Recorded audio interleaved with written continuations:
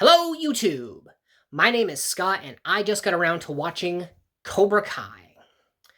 So, Season 5, Episode 6 is called Ouroboros, which is, I believe, a mythical creature, a snake of some kind that goes around with its tail in its mouth for reasons I can't remember, and I'm getting off topic. So, you know what's great about this episode? There was a little bit of karate, sure, but there was also tender moments, character development. Daniel is definitely, on his hero's journey.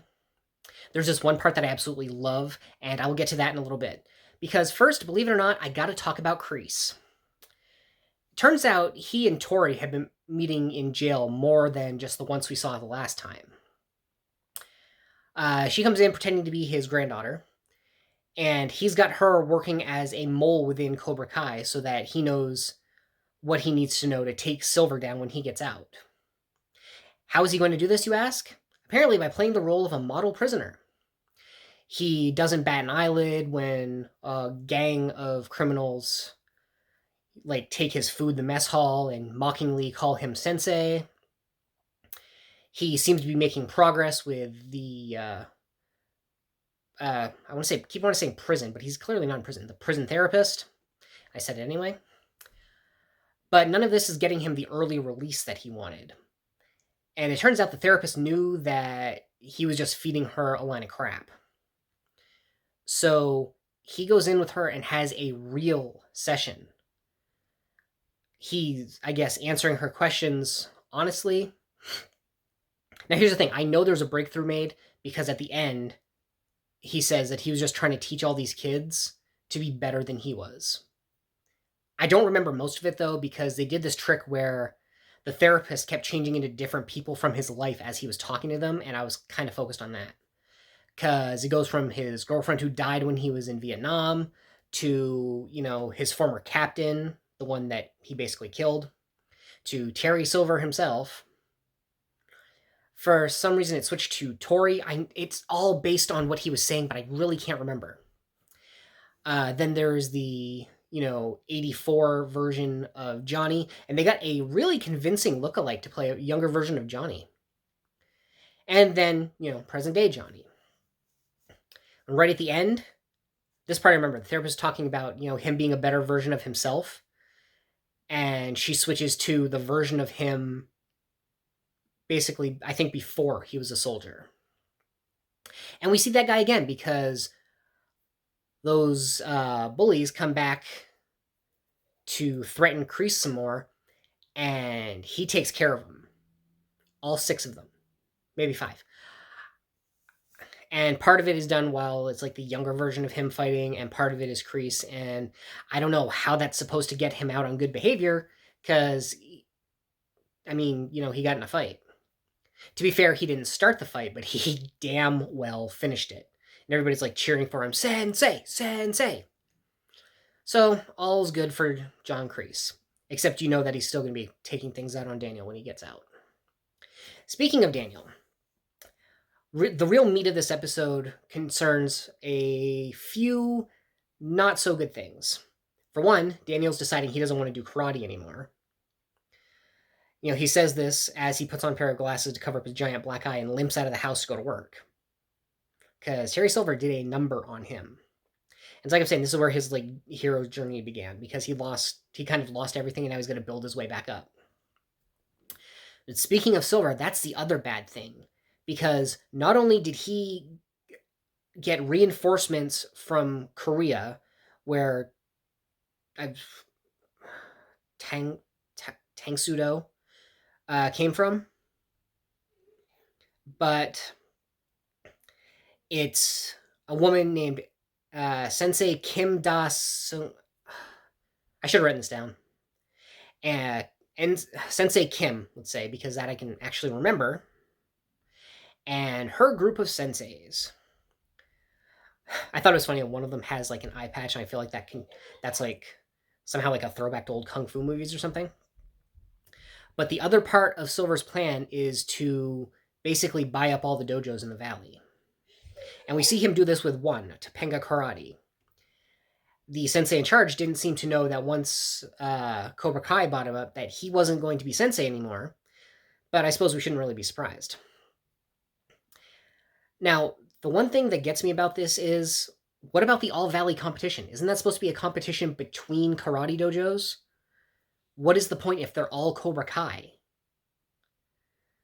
But anyway.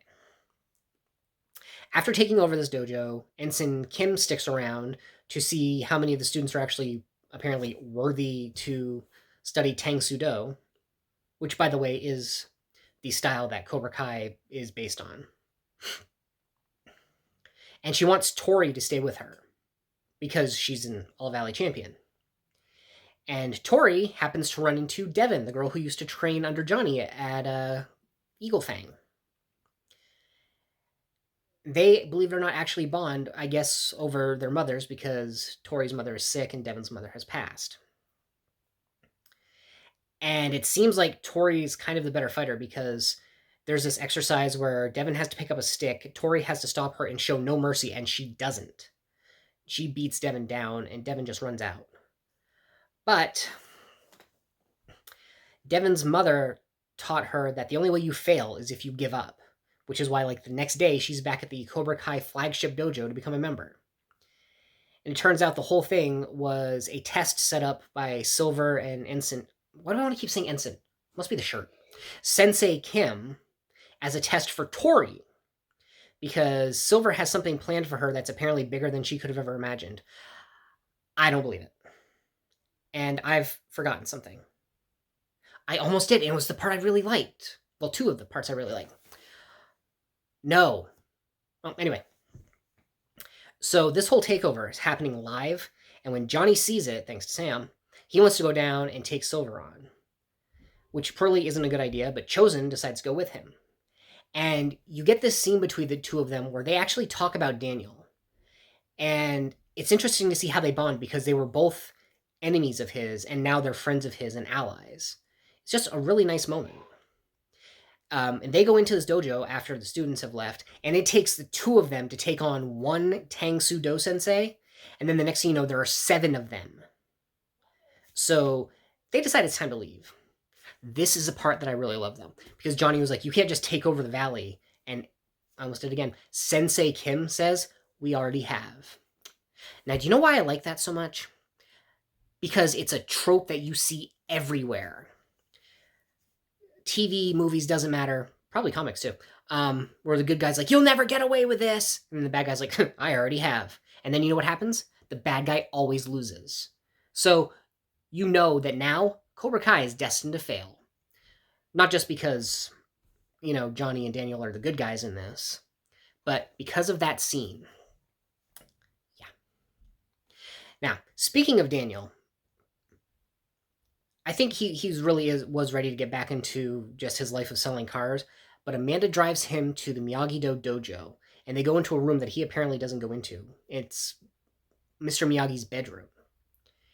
And he gets a pep talk from Amanda about how much Mr. Miyagi loved him, and she knows because she went to talk to Mr. Miyagi the night before they got married. And then the next thing you know, Robbie's there because Sam brought him, talking about how, you know, he started mentoring a kid who's in Cobra Kai now and is just being taught all the wrong things. And there's a few others, and he wants to help to take them down. And he even calls Daniel Sensei. And they step outside, and there's a small army of kids there. Miyagi-Do and Eagle Fang. Chosen is there. Johnny's there. And Daniel just realized, you know, everybody's on his side. And that's how you know Daniel LaRusso's back. Which I suppose is fair. Like I said, so many times, we've seen Johnny's redemption. Now we got to rework on Daniel's redemption. So, again, all the pieces seem to be coming into place for a final showdown over these last 4 episodes. And as usual, I am totally here for it.